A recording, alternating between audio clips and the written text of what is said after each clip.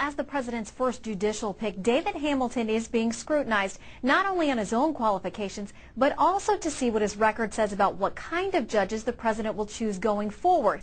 Hamilton is an experienced federal judge who has support from Democrats and Republicans. Critics say Hamilton has ties to the liberal activist group Acorn and the ACLU, and they're worried the president will pack the courts with others just like him. He is a real left liberal, and it's funny that the White House is trying to portray him as some kind of moderate. If he's a moderate, I shudder to think what we can expect coming down the pike. What's the dynamic that you see that's changed in the Republican side now that is leading to this primary eruption and challenges? I think there are a great number of Americans, not just in Indiana, who are genuinely angry. David Hamilton, President Obama's nominee to the 7th Circuit Court of Appeals. Judge Hamilton's record demonstrates an adherence to a liberal activist. He worked for Acorn, was a litigation director for the Indiana ACLU. He has endorsed the notion that a judge's job is to, quote, write footnotes to the Constitution. He is very smart. His judicial philosophy is left of center. And why did I mention Hamilton? Because Judge Hamilton was President Obama's symbolic first pick to the federal bench. And one White House official said that that nomination would, quote, set the tone for the future. I first had the pleasure of supporting David Hamilton almost 15 years ago when he was nominated to the federal district court. President Obama has nominated a radical judge, David Hamilton, who does not respect the First Amendment. Hamilton ruled that Christian prayers are illegal in the state legislature, but that Muslim prayers were just fine. I have known David since his childhood.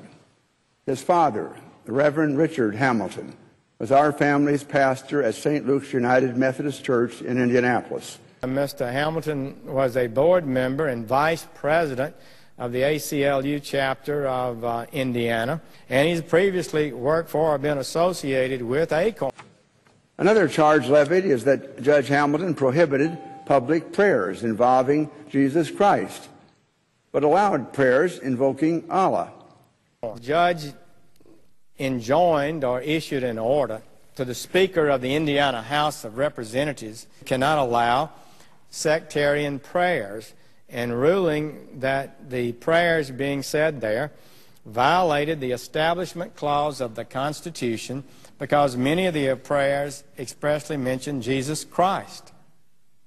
Yet in a post-judgment motion, Judge Hamilton permitted the use of Allah. Another complaint is that Judge Hamilton used his position to purposely delay enforcement of Indiana's informed consent abortion laws for 7 years. Judge Hamilton succeeded in blocking the enforcement of an Indiana informed consent law for 7 years.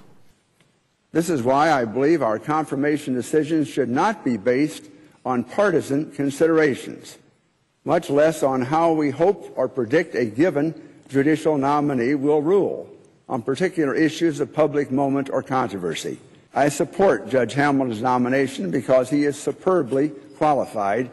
I am hopeful that my colleagues will vote tomorrow to end debate on this important nomination and will eventually vote to confirm Judge Hamilton.